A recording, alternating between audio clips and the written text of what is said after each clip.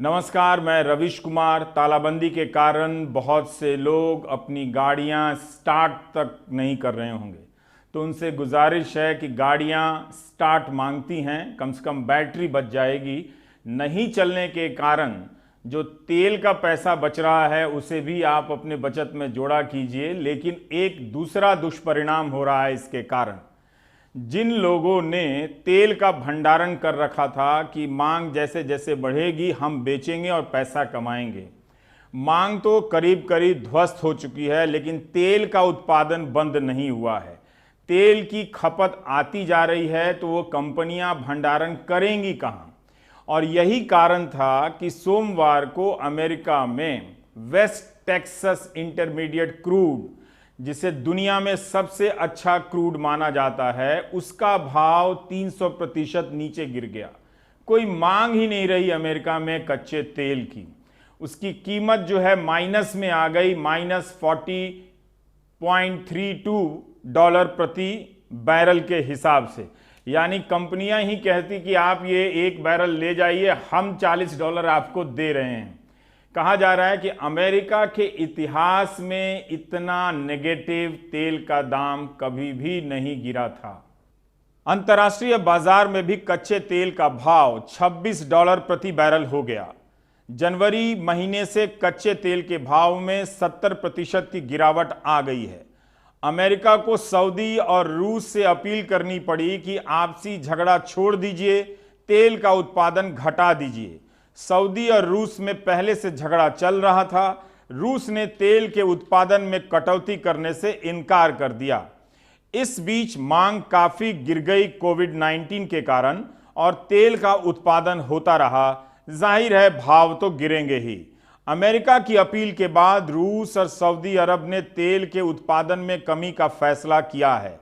एक दिन में 6 मिलियन बैरल उत्पादन की कटौती की गई है। लेकिन दूसरी तरफ दुनिया भर के बाजारों में तेल की मांग में 10 मिलियन बैरल की गिरावट आ गई है। कच्चे तेल का कीमत अचानक सोमवार का दिन इतना गिर गया, सब लोग आश्चर्य हो गए थे। ये सोमवार का दिन था। आज मंगलवार के दिन कच्चे तेल का कीमत जहां था वहीं वापस आ गया। ये भी काफी कम है, लगभग $20 पर बैरल। ये जब साल शुरू हुई थी ये $60 था, और आज गिर गया क्योंकि ये जो महामारी के साथ साथ एक आर्थिक संकट चल रहा है और तेल का जो मांग है ये कम हो गया। तो इसका फायदा किसको मिलेगा?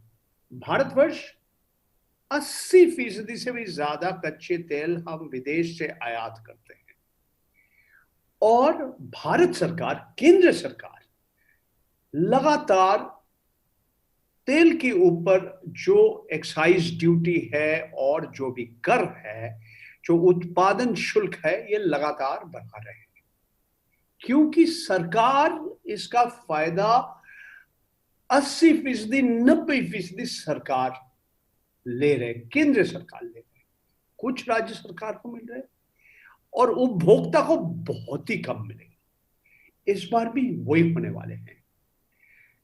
2014 में जब मोदी सरकार आए थे, उस समय कच्चे तेल का कीमत अंतर्राष्ट्रीय बाजार में $115 पर बैरल था।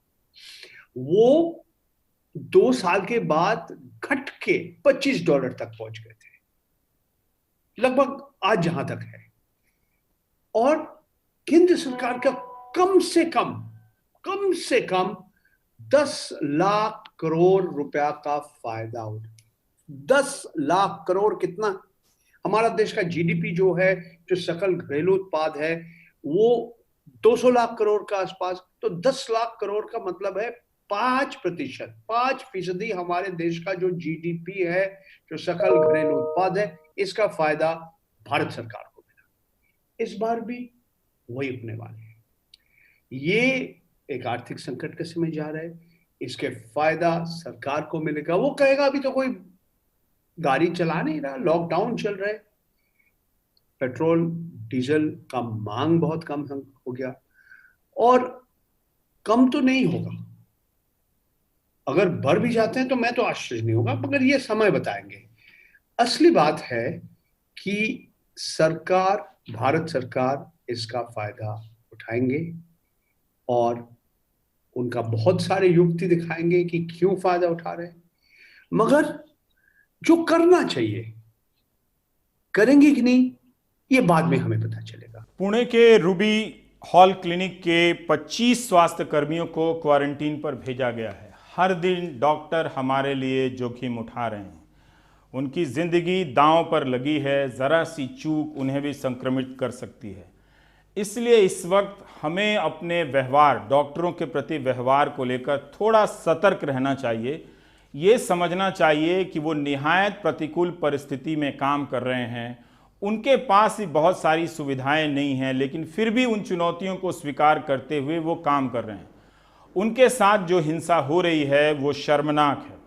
हिंसा ही नहीं, बहुत जगहों पर तो सोसाइटी में ये बात कही गई कि आप यहाँ से चले जाएं, आप कोरोना का इलाज कर रहे हैं। ये नर्स के साथ भी हुआ, सफदरजंग की 2 डॉक्टर बहनों के साथ भी इस तरह के हमला, इस तरह की घटना हुई। तो अब इंडियन मेडिकल एसोसिएशन ने ये फैसला किया है कि गुरुवार को डॉक्टरों के खिलाफ होने वाली हिंसा के प्रति लोगों को जागरूक करने के लिए और व्यवस्था को सचेत करने के लिए काला दिवस मनाएंगे। डॉक्टर राजन शर्मा हमारे साथ हैं। डॉक्टर राजन, आपका स्वागत है। आप आईएमए के प्रेसिडेंट हैं। डॉक्टर राजन, इस वक्त आप काला दिवस मनाने का फैसला कर रहे हैं 23 तारीख को, पर अब क्या अब भी आपको कई जगहों से हिंसा की खबरें मिल रही हैं जो शुरुआती दौर में मिली थी? अभी भी मिल रही हैं, और हिंसा सिर्फ मारपीट ही नहीं है, सामाजिक बहिष्कार भी है।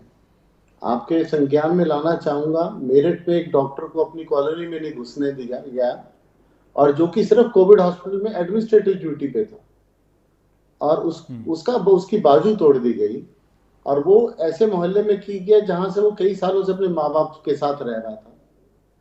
ये प्रताड़ना चलती रही, पर समाज है, डॉक्टर और परिवार ने समझौता कर लिया है, पर समाज अगर ऐसी चीजें करेगा तो रक्षक कोई अगर मारने लग जाएंगे तो कैसे कोई रक्षा करेगा? आपकी बात से लग रहा है कि सरकार आपकी प्रॉब्लम को नहीं सुन रही है, जबकि आप इतनी इम्पोर्टेंट संस्था हैं। लेकिन ये बात आपकी सही है कि एक तरह के फैसले होने चाहिए। अभी बिहार ने ऑर्डर किया है कि सारे प्राइवेट नर्सिंग होम और क्लिनिक खोले जाएंगे। बंद रहने से बहुत नुकसान हो गया, आप जानते हैं कि कोई मरीज़ वेट नहीं कर सकता है।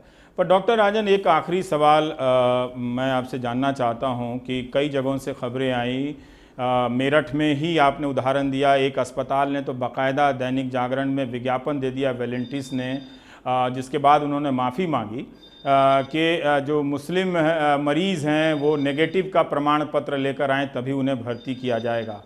कुछ जगहों पर भर्ती नहीं भी किया गया। तो ये जो सांप्रदायिक सोच घुस गई है, इसके खिलाफ आईएमए क्या कर रहा है? सर, आईएमए को जैसे ही इसका संज्ञान हुआ, इमीडिएटली हमने मेरठ ब्रांच को एक्टिवेट करके उस हॉस्पिटल को नोटिस दिलवा बातचीत शुरू की, और उसी के कारण, हमारे प्रयासों के कारण ही है कि वो हॉस्पिटल ने अपना नोटिस विड्रॉ किया और अपनी गलती मानी। जहां तक सवाल बाकी अस्पतालों का है, मैं आपको ना स्टेट बताऊंगा ना जिला बताऊंगा, माफ कीजिएगा, पर एक डॉक्टर को बोला गया कि आप खांसी जुकाम बुखार का मरीज नहीं दाखिल करेंगे, और एक उनके पुराने मरीज 90 साल के, उनके साथ इतने सालों से ट्रीटमेंट ले रहे थे, उन्होंने फोन किया, डॉक्टर साहब मैं दाखिल होना चाहता हूँ। डॉक्टर साहब ने मना कर दिया कि जी सरकारी ऑर्डर है, हम आपको दाखिल नहीं कर सकते, आप सिविल हॉस्पिटल जाइए। उन्होंने, बुजुर्गवार ने अपने एनआरआई बेटे को फोन किया अमेरिका में, उन्होंने ऑनलाइन डॉक्टर की कंप्लेंट कर दी डिप्टी कमिश्नर ऑफिस में। डिप्टी डीसी साहब ने बोला कि इसको मरीज को दाखिल करो। सरकारी ऑर्डर है कि उस किसी मरीज को दाखिल नहीं करो। तो सर हमारी विडंबना, हम कहाँ जाए सर? ये एक बात डॉक्टर राजन, ये बात सही है कि आदेश में एक तरह की साम्यता होनी चाहिए, कोहेरेंसी होनी चाहिए, लेकिन इन अनुभवों को हमें मिक्स नहीं करना चाहिए। आपने बहुत अच्छा किया, मेरठ के सांप्रदायिक वाले मामले में एक्शन लिया, और आईएमए को कुछ और ज़्यादा करने की ज़रूरत है कि अगर वहाँ पर इस तरह का अंतर हो जाएगा तो हम मरीज़ कहाँ जाएंगे? हम सबको मरीज़ होना है और आना आप ही लोगों के पास इलाज करने के लिए है। लेकिन फिर भी मैं, चूँकि आपसे बात हो रही है, बहुत बहुत शुक्रिया। पिछले दिनों के समाचारों में आपने सुना होगा कि कई सरकारें रैपिड टेस्टिंग किट की बात करने लगी, चाहे वो दिल्ली के मुख्यमंत्री अरविंद केजरीवाल हों या फिर बिहार सरकार हो, जो कहने लगी कि हम बड़ी आबादी का रैपिड टेस्टिंग किट के जरिए रैपिड टेस्ट कराएंगे, जिससे एक अनुमान मिलेगा कि किसी में संक्रमण के लक्षण हैं या नहीं हैं, एक अंदाजा हो जाएगा, खासकर वैसी जगहों पर जहां हॉट स्पॉट होते हैं। राजस्थान ने भी ऐसा ही निर्णय किया और आईसीएमआर से सबने मांग की। भारतीय चिकित्सा शोध परिषद से कुछ देरी के बाद भारतीय चिकित्सा शोध परिषद ने कई राज्यों को अपनी एजेंसियों के जरिए रैपिड टेस्टिंग किट उपलब्ध करा दिए, लेकिन राजस्थान का नतीजा अच्छा नहीं आ रहा है। वहां के स्वास्थ्य मंत्री रघु शर्मा ने कहा कि जो भी रैपिड टेस्टिंग हो रही है उसकी एक्यूरेसी रेट जो है, उसके सही आने की जो दर है जांच में, वो 5.5% भी नहीं है। इसलिए मुख्यमंत्री ने भी कहा है कि हमने आईसीएमआर को अपनी शिकायतें बताई हैं, उनका इंतजार करेंगे और तब तक के लिए रैपिड टेस्टिंग किट के जरिए रैपिड टेस्टिंग रोक दी जाती है। तो ये जो रिकमेंडेशन ऐसे नहीं हुई थी, बाकायदा यहाँ की कमेटी के रिकमेंडेशन के आधार पर, आईसीएमआर की गाइडलाइन के आधार पर हम लोग आगे बढ़े थे।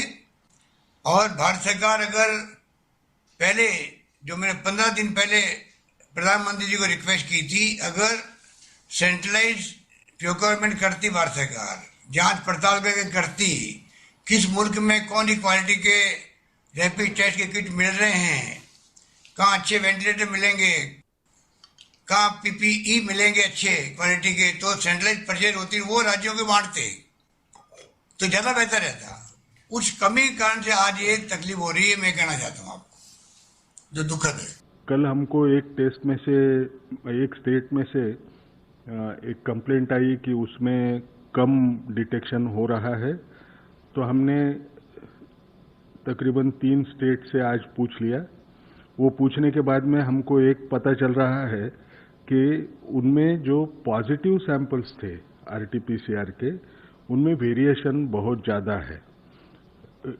कई जगह पे 6% से लेके जाके 71% जो आरटीपीसीआर पॉजिटिव सैंपल्स थे, उनकी ये जो खून के ऊपर जो टेस्ट हुई वो पॉजिटिव आ रही है। ये कोई अच्छी चीज़ नहीं, क्योंकि वो वेरिएशन जब ज़्यादा दिखता है तो हमको उसको इन्वेस्टिगेट करना पड़ेगा। दूसरी बात हमको एक करना है कि सारे स्टेट्स को ये सलाह देना है कि अगले 2 दिन ये टेस्ट किट्स इस्तेमाल न करें। 2 दिन के बाद में हम क्लियर कट एडवाइजरी देने के पोजीशन में रहेंगे, क्योंकि अगर ऐसे कुछ नज़र आया कि वो बैचेस में प्रॉब्लम है तो हम वो बैच को रिप्लेसमेंट के लिए वो कंपनी को बोल सकेंगे। इसलिए सबने इस वक्त तो भी वो टेस्ट किट इस्तेमाल 2 दिन ना करें, और अगले 2 दिन में हम जो भी सही जो रिजल्ट्स आते हैं वो आपको बताएंगे। बंगाल से भी टेस्ट को लेकर शिकायतें आई हैं। रविवार को बंगाल सरकार ने कई ट्वीट दागे और उनमें बताया कि जो आईसीएमआर के जरिए टेस्ट किट उन्हें दिए गए हैं, उनके नतीजे आधे अधूरे आ रहे हैं और पुष्ट नतीजों के लिए, यानी कंफर्म रिजल्ट के लिए बार बार टेस्ट करना पड़ रहा है, जिसमें टाइम बहुत ज़्यादा लग रहा है और इसकी शिकायत आईसीएमआर से करा दी गई है। बंगाल में जो एजेंसी आईसीएमआर की तरफ से इन टेस्ट किट का वितरण कर रही है, उसका नाम है NICED, राष्ट्रीय कॉलेरा और आंत्र रोग संस्थान। इसकी प्रमुख ने पीटीआई को बयान दिया है और उन्होंने कहा है कि पहले NIV पुणे से जो किट आया था वो वहीं पर बनाया जा रहा था, जोड़ा जा रहा था, असेंबल किया जा रहा था। बाद में जब मांग बढ़ी तो आईसीएमआर ने तैयार रैपिड टेस्ट किट का आयात करना शुरू कर दिया, जिन्हें देश भर के जांच घरों में भेजा गया। बंगाल वाला जब मसला आया तो दिल्ली में स्वास्थ्य मंत्रालय की प्रेस कॉन्फ्रेंस में डॉक्टर गंगा खेडकर साहब ने कहा कि यूएस FDA यानी अमेरिका का जो फूड एंड ड्रग एडमिनिस्ट्रेशन है, उसके द्वारा सत्यापित मानदंडों के आधार पर ही बने टेस्ट किट का आयात किया गया है। ये रैपिड टेस्ट किट तभी काम करेंगे बेहतर तरीके से जब इन्हें 20 डिग्री सेल्सियस के तापमान से नीचे के तापमान पर रखा जाए, तभी मनोनुकूल नतीजे आएंगे। जो कंप्लेंट थी वो कंप्लेंट ये थी कि कुछ लोगों की रिपीट टेस्ट करना पड़ा क्योंकि सारे लाइट अप नहीं हो रहे हैं, उसके साथ कंट्रोल जो रहते हैं वो। ये कब होता है, कभी कभार टेक्नीशियन जब वो काम करेगा, ज़्यादा सैंपल नहीं रहे तो उसके स्ट्रिप्स निकाल के उसको और एक बार रन करता है दूसरे टेस्ट को करने के लिए। जब वो वैसे करने जाएगा तो उसने वो कहाँ किट रखा था, वो क्या रूम टेम्परेचर पे छोड़ के उसने फिर टेस्ट करने की कोशिश की, उसके ऊपर वो आमादा होगा।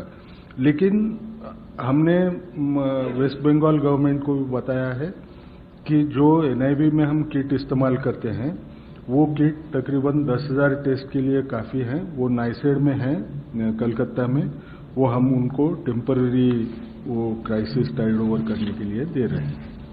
ओडिशा में कोविड-19 का संक्रमण देश के बाकी राज्यों की तरह नहीं फैला है। यहां पर 30 दिन लग रहे हैं कोविड-19 के संक्रमित मरीजों की संख्या को डबल होने में। ऐसा क्या कमाल कर रहा है ओडिशा? यहां पर एक बात ध्यान देने की बात है कि इस राज्य में चक्रवाती तूफानों के आते रहने के कारण आपदा प्रबंधन का सिस्टम किसी अन्य राज्य से ज्यादा बेहतरीन और सतर्क की मुद्रा में रहता है। केरल ने भी जिस तरह से नीपा वायरस को रोकने के अपने अनुभवों को लाभ उठाया, क्या ओडिशा को इन अनुभवों का लाभ मिल रहा है आपदा प्रबंधन के बेहतरीन सिस्टम का? ऐसी रिपोर्ट का मूल्यांकन करते समय 2-3 बातों का ध्यान रखना चाहिए। जरूर कई राज्य सरकारें सामाजिक सुरक्षा के अलग अलग पैमाने बना रही हैं ताकि आम लोगों को कष्ट ना हो। यह बहुत जरूरी पैमाना है क्योंकि संक्रमण के साथ साथ भूख से भी लोगों के मर जाने की आशंका है। लेकिन दूसरी तरफ यह भी देखना चाहिए कि मेडिकल तैयारियां क्या हैं, इन राज्यों में स्वास्थ्य का ढांचा किस तरह से विकसित हुआ है। इसी वक्त में यह ज्यादा नजर आएगा। क्या ओडिशा की स्थिति अगर बिगड़ी होती तो उसकी स्वास्थ्य ढांचे में इतनी क्षमता है कि वो स्थिति को संभाल सकती थी? क्या वहां पर इतने डॉक्टर हैं? जरूर ओडिशा के डॉक्टरों को 50 लाख का बीमा दिया गया है बाकी राज्यों की तरह, और अगर ऐसा कुछ हादसा होता है जिसमें उनकी जान जाती है तो उन्हें शहीद का दर्जा दिए जाने और अंतिम संस्कार राजकीय सम्मान से किए जाने की भी बात कही गई है ओडिशा सरकार की तरफ से।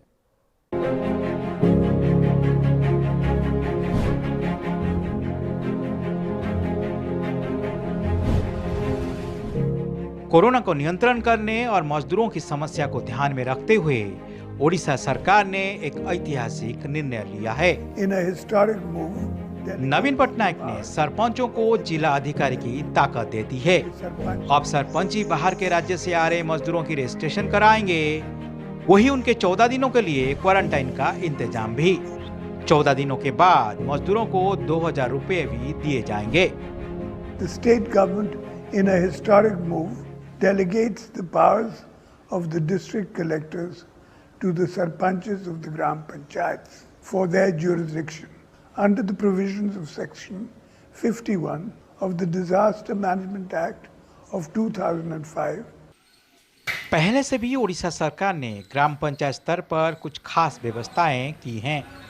शहर से गांव आ रहे लोगों के लिए स्कूल में 14 दिनों तक रहने के साथ साथ खाने पीने को व्यवस्था की गई है। असहाय लोगों के लिए भी खाना पैक करके भेजा जा रहा है। लेकिन ये पहली बार हुआ जहां अब सरपंच जिला अधिकारी की तरह काम करेगा। कोविड-19 से लड़ाई करने के लिए ये हमें पावर दिया गया है और हम इससे कैसे लड़े। हमारे गांव में बहुत हमें असुविधा हो रही थी, जो कि हम डिसीजन मेकिंग नहीं कर पा रहे थे। लेकिन जैसे गवर्नमेंट ने हमें इस प्रकार के जब हम लोग को क्षमता दिया गया है तो जरूर हम अपने एरिया में डिसीजन मेकिंग जल्दी कर सकेंगे। इसके पहले 12 मार्च को ओडिशा सरकार ने देश के बाहर से आ रहे लोगों के लिए एक ऑनलाइन पोर्टल बनाया। इस पोर्टल में रजिस्ट्रेशन करने वाले लोगों को 14 दिनों तक क्वारंटाइन में रहने के लिए कहा गया था। 14 दिनों के बाद उन्हें 15,000 रुपये भी दिए गए। यही नहीं, ओडिशा सरकार ने इतने कम समय में कोविड के 29 अस्पताल खड़े कर दिए हैं। इन अस्पतालों में आईसीयू के साथ साथ वेंटिलेटर के सुविधा भी है। ओडिशा सरकार का कहना है कि कुछ दिनों में कोविड अस्पतालों की संख्या 35 हो जाएगी। ओडिशा में 10 जिलों में 74 लोग कोरोना पॉजिटिव पाए गए हैं, लेकिन ओडिशा सरकार 30 जिलों में 6000 से भी ज्यादा बेड की व्यवस्था करने में जुटी है। मैं आपको बताना चाहता हूं, उड़ीसा में कोरोना वायरस से लड़ने के लिए हमारा सबसे बड़ा काम आया हमारा जो प्रिय मुख्यमंत्री है, उनका एक्सपीरियंस, उनका फॉरसाइट, उनका प्लानिंग। क्योंकि आपको पता है कि उड़ीसा में हमेशा कभी बाढ़ आता है तो कभी बन्या आता है, तो प्राकृतिक विपर्य लागे रहता है। लेकिन आप सबको पता है हमारे यहाँ की मुख्यमंत्री इस सब में चैंपियन है। और जैसे कोरोना वायरस आया, first leader of the house हमारा माननीय मुख्यमंत्री विधानसभा को बंद किया। वहाँ ऐलान किया कि जितने भी यहाँ लॉ मेकर्स हैं, आप सब जाइए, कोरोना वायरस के लिए एमएलए से सरपंच तक अवेयरनेस पैदा कीजिए, गांव-गांव में, शहर में। ओडिशा सरकार की मेहनत और समझदारी से कोरोना जैसे महामारी फैलने में नाकामयाब रहा है। ओडिशा में सिर्फ एक मरीज की मौत हुई है, जबकि 40% से भी ज्यादा मरीज ठीक होकर घर जा चुके हैं। ओडिशा में पहला केस 15 मार्च को आया। 28 मार्च तक ओडिशा में सिर्फ 3 केस थे। 3 अप्रैल को ओडिशा में एक दिन में 15 केस सामने आए, जबकि 4 अप्रैल को ओडिशा में 18 लोग पॉजिटिव पाए गए। 10 अप्रैल तक ओडिशा में कुल केस 50 हुए। 21 अप्रैल सुबह तक ओडिशा में कुल केस 74 थे। इनमें से 24 से भी ज्यादा मरीज ठीक होकर घर जा चुके हैं। योजना के मामले में ओडिशा सरकार केंद्र सरकार से एक कदम आगे रही।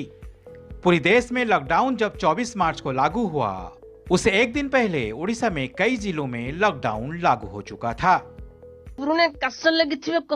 लॉकडाउन को कामयाब करने और लोगों को जागरूक करने के लिए ओडिशा सरकार ने कई कदम उठाए। सोशल मीडिया और वीडियो संदेश के जरिए लोगों को जागरूक किया गया।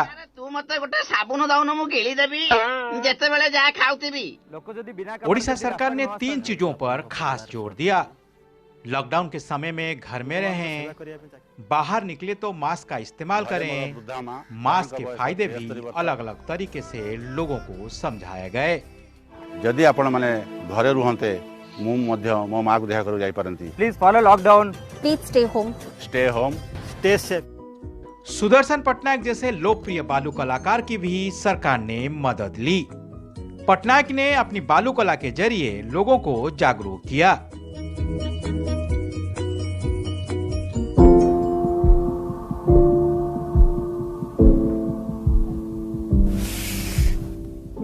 सफाई कर्मचारियों के संदेश के जरिए लोगों की दिल जीतने की कोशिश की गई। घर संसार छाड़ी आमे सफा करबा को आसे। आज्ञा आम जीवन को न गई आमे बाजी लगे देचु आपन को सेवारे। आपण माने बाहर को बाहरंतु नाही।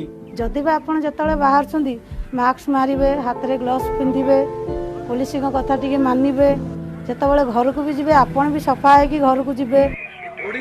लॉकडाउन को सफल बनाने के लिए पुलिस की मदद लिया गया।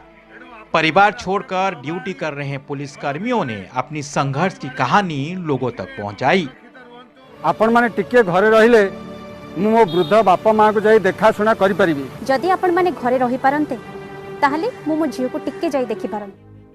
लॉकडाउन से बच्चे और किशोर बोर ना हो, इसके लिए ओडिशा सरकार ने मेरी प्रतिभा प्रतियोगिता शुरू की। इसके जरिए बच्चों को लॉकडाउन के समय में अपना अनुभव बताने के लिए कहा गया। ड्राइंग, पोस्टर और कहानी लिखकर ऑनलाइन सरकार को भेजने के लिए सलाह दी गई। विजेता को सर्टिफिकेट के साथ साथ उनके संदेश को कोविड के प्रचार के लिए इस्तेमाल किया जा रहा है। जब कोरोना नियंत्रण करने की बात आती है तो साउथ कोरिया और न्यूजीलैंड जैसे देशों की एग्जाम्पल दिए जाते हैं, लेकिन उड़ीसा जैसे गरीब राज्य ने इस मामले में भी अच्छा काम किया है। जहां साउथ कोरिया में 237 लोगों की मौत हुई है तो न्यूजीलैंड में 13 लोगों की। अगर उड़ीसा की बात करेंगे तो वहां सिर्फ अभी तक 1 लोग की मौत हुई है। न्यूज चैनल में उड़ीसा के बारे में कम चर्चा होती है, लेकिन सबसे दिलचस्प बात यह है कि उड़ीसा सरकार ने तनाव से दूर रहने के लिए न्यूज चैनल कम देखने के लिए कहा है। सुशील महापात्रा, एनडीटीवी इंडिया। क्या राजस्थान के कोटा में फंसे बिहार के छात्रों को अब यह मान लेना चाहिए कि उनकी बिहार सरकार कभी उन्हें कोटा से बिहार पहुंचाने का कदम नहीं उठाएगी? बिहार सरकार ने एक तरह से अंतिम फैसला ले लिया है। कोटा के छात्रों को जब अलग अलग सरकारें अपने राज्यों में बुला रही थीं, तब ये एक वाजिब सवाल उठा कि छात्रों के लिए आप बसें भेज रहे हैं, लेकिन जो गरीब मजदूर थे, जो भूख से तड़प रहे थे, जो साइकिल से 7-7 दिन साइकिल चलाकर 1700 किलोमीटर की यात्रा कर रहे थे और कुछ की दम तोड़ने की भी खबर आई, उनके लिए क्या ऐसा इंतजाम नहीं हो सकता था? छात्रों ने कभी अपनी तरफ से ये नहीं कहा कि आप मजदूरों के लिए ऐसा इंतजाम ना करें, सिर्फ हमारे लिए करें। एक और धारणा बनाई जा रही है कि कोटा में पढ़ने वाले छात्र सभी अमीर घर के हैं, सभी विधायकों के बच्चे हैं। जरूर विधायकों के बच्चे हैं वहां पर, लेकिन ऐसी भी स्थिति नहीं है। बहुत से लोग कर्ज लेकर एक अच्छी जिंदगी का ख्वाब देखने के लिए कोटा जाते हैं ताकि इंजीनियर और डॉक्टर बन जाएं। अब इसे कम से कम अपने विश्लेषणों में अपराध ना बनाएं। भारत का छात्र बहुत ही जहां तहां से जुगाड़ करके परिवार वाले अपने बच्चों को भेजते हैं पढ़ाने के लिए। कोटा में वो छात्र वहां पर हैं बिहार के, तो वो अभी भी इंतजार कर रहे हैं कि उन्हें कोई वापस बुला ले। इस बीच मध्य प्रदेश ने अपनी बसों को सैनिटाइज करना शुरू कर दिया है। पहले फैसला हुआ था कि इंदौर से बसें कोटा जाएंगी, लेकिन इंदौर में संक्रमण काफी फैला हुआ है और वहां के प्रशासन के सामने एक दूसरी चुनौतियां हैं। इसलिए तय हुआ कि ग्वालियर के डिपो से बसों को कोटा के लिए भेजा जाएगा। 3000 छात्रों को कोटा से मध्य प्रदेश के अलग अलग इलाकों में पहुंचाए जाने के लिए, वापस लाने के लिए 150 बसें जा रही हैं। इन बसों में दवा और डॉक्टर, मेडिकल स्टाफ का भी इंतजाम किया गया है। उज्जैन पहुंचेंगे ये छात्र, इंदौर भी पहुंचेंगे, अलग अलग जिलों में पहुंचाए जाएंगे। और यही नहीं, इनके लिए यह भी व्यवस्था की गई है कि अधिकारी कहां कहां पर इनका स्वागत करेंगे ताकि लगे कि राज्य सरकार इनके लिए बहुत जागृत है। तो बहरहाल मध्य प्रदेश के जो छात्र 3000 कोटा से अपने राज्य के अलग अलग जिलों में पहुंचेंगे, उन्हें क्वारंटीन में भी रखा जाएगा। बिहार में बीजेपी के विधायक हैं अनिल सिंह। इन्होंने अपनी व्यवस्था कर ली और कोटा से अपने बेटे को मंगा लिया। विवाद हुआ, विवाद से कुछ होता नहीं है, मीडिया का टाइम भर जाता है, फिर उस विवाद को एक कार्रवाई के नाम की घोषणा के साथ ही ठंडा कर दिया जाता है। परिणाम क्या निकला? क्या विधायक जो अपने बच्चे को ले आए, राज्य सरकार ने बराबरी का कोई फैसला किया? राज्य सरकार ने बराबरी का फैसला नहीं किया, क्योंकि पहले भी बिहार के कुछ छात्र कोटा से बिहार आ गए थे, वो पहुंच चुके थे, जिसे लेकर राज्य सरकार ने प्रधानमंत्री के यहां शिकायत की थी और कोटा के कलेक्टर के खिलाफ कार्रवाई की बात कही थी। लेकिन मुख्यमंत्री ये शिकायत कर रहे हैं, देखिए कितनी तालमेल है कि उस कोटा के कलेक्टर के बनाए हुए पास से छात्र यूपी जा रहे हैं, मध्य प्रदेश जा रहे हैं और दूसरे राज्यों में जा रहे हैं।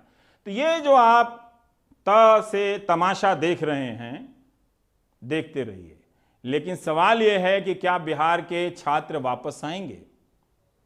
नहीं आ पा रहे हैं। इस वक्त उनका कहना है कि हॉस्टलों में इस वक्त सारे राज्यों के छात्र जा चुके हैं, लड़कियां अकेली हैं 2 या 3 की संख्या में। जो मेस हैं, ओपन मेस में छात्र खाना खाया करते थे, वो अब बंद हो चुके हैं। तो उनके भोजन की भी समस्या है। उन्हें चिंता हो रही है कि कोटा में भी संक्रमण फैला हुआ है, तो इसलिए वो बाहर से खाना मंगाकर खाने में भी डर रहे हैं। कोरोना की वजह से हमें काफ़ी दिक्कतें महसूस हो रही हैं। माँ बाप हमारे बहुत चिंतित हैं और खाना हमें वक्त पे नहीं मिल पा रहा है और खाना हमें कभी कभी बहुत मिलता ही नहीं है। और हम जिस मकसद से आए थे वो हमारी पढ़ाई हो नहीं पा रही है। हम काफ़ी चिंतित महसूस कर रहे हैं, मेंटली स्टेबल नहीं है हम, हमारा सब कुछ बिगड़ गया है। बिहार के सीएम नीतीश कुमार जी से अनुरोध करते हैं कि हमें अपने घर बिहार जाने में मदद पहुंचाएं। हमारी मैच्योरिटी लेवल इतनी भी नहीं है कि इतनी सारी समस्याओं को एक साथ फेस कर सके। कृपया करके हम स्टूडेंट्स की समस्याओं को राजनीतिक ना बनाएं। हमें मदद पहुंचाने का प्रयास करें। वक्त है एक ब्रेक लेने का, और ब्रेक के बाद जब लौटेंगे तो कोविड-19 कोरोना के संक्रमण से की लड़ाई से जुड़ी तमाम खबरें लेकर हम फिर से लौट रहे हैं।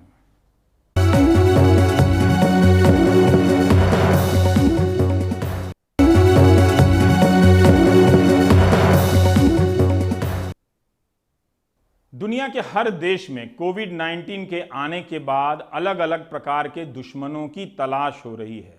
अलग अलग संप्रदाय, धर्म विशेष, समाज के लोगों को चिन्हित किया जा रहा है, उन्हें दुश्मन बनाया जा रहा है। कोरोना के समय भारत में भी ये काम बहुत तूफान के साथ चल रहा है, लेकिन इसकी चपेट में दो मुल्कों के बीच के कूटनीतिक संबंध आ गए हैं। अचानक ये पहली बार ऐसा हुआ है कि सऊदी संयुक्त अरब अमीरात के इलाकों से कई प्रभावशाली लोगों ने ट्वीट करना शुरू किया है और ट्रोल को जवाब देना शुरू किया है। यहाँ तक कि प्रधानमंत्री को भी टैग करना शुरू कर दिया है। भारत के ट्रोल अब दुनिया के देशों में नाम कमा रहे हैं, यानी दुनिया भर में भारत को बदनाम कर रहे हैं। ताज़ा मामला आपको बताते हैं, जो कि बहुत बड़ा विवाद हो गया है और दूसरे देशों के साथ भारत के संबंधों पर असर डालने का वो मादा रखता है। ये मामला है यूएई का। यूएई में एक बड़ा बिजनेसमैन सौरभ उपाध्याय नाम का शख्स, उसने इस्लामोफोबिक ट्वीट जो हैं वो सोशल मीडिया पर, ट्विटर पर डाले, यानी मुसलमानों से नफरत वाले, खासकर कोविड के मामले में जमात और तबलीगी जमात के मामले को लेकर उसने इस तरह के ट्वीट्स डाले। लेकिन वो ट्वीट्स जो हैं उस पर नज़र किसकी पड़ी? वहाँ के रॉयल फैमिली की जो प्रिंसेस हैं, जो राजकुमारी हैं, जिनका नाम हिंद अल कासिमी है, उनकी नज़र उस पर पड़ी और उन्हें ये बेहद नागवार गुजरा, जो कि शायद गुजरना भी चाहिए। उन्होंने स्क्रीनशॉट लिया और उसके बाद लिखा कि किसी भी प्रकार का भेदभाव यूएई में बर्दाश्त नहीं है और जो भी इस तरह का काम करेगा उसको उस पर जुर्माना लगेगा और उसको देश छोड़ना पड़ेगा। बड़ा साफ उन्होंने ये सब कुछ कहा। एनडीटीवी से जब उन्होंने बातचीत की तो उन्होंने कहा कि भारत के जो लोग आते हैं, जो कलीग्स हैं, जो साथ में काम करते हैं, उसके लिए उनके लिए बहुत इज्जत है और गांधी का ये देश है, वसुधैव कुटुंबकम का देश है। जब भी वो भारत आती हैं उन्हें अपनापन महसूस होता है और तब जाकर इस तरह की जब चीज़ सामने आती है तो बिल्कुल सही नहीं है। एक और शर्मिंदा करने वाला मामला सामने आया, एक सांसद से जुड़ा। ये अपने बयानों और ट्वीटों के कारण हमेशा से विवादों में रहे। नाम इनका है तेजस्वी सूर्या, लेकिन इस बार जो उनका ट्वीट सामने आया है, जिसको लेकर अब विवाद काफ़ी बड़ा हो गया है, वो है 2015 का, जहां पर उन्होंने सऊदी महिलाओं के बारे में इस तरह का एक ट्वीट जो है, एक पाकिस्तानी तारिक फतेह का ट्वीट साझा किया। न सिर्फ साझा किया बल्कि उसके बचाव में भी उतरे। अब ये ट्वीट जो है वो सामने आ गया है। सबसे पहले इस पर जो नज़र पड़ी है वो है दुबई की बिजनेस वुमन है नूरा अल गुरैर, जिन्होंने लिखा कि सूर्या के पालन पोषण पर, अपब्रिंगिंग पर दया आती है कि उन्हें महिलाओं का इज्जत करना नहीं सिखाया गया और अगर कभी विदेश मंत्रालय में उनको कोई जिम्मेदारी मिलती है तो अरब वर्ल्ड में, अरब दुनिया में वो ना आए, क्योंकि वहाँ पर उनका स्वागत नहीं है।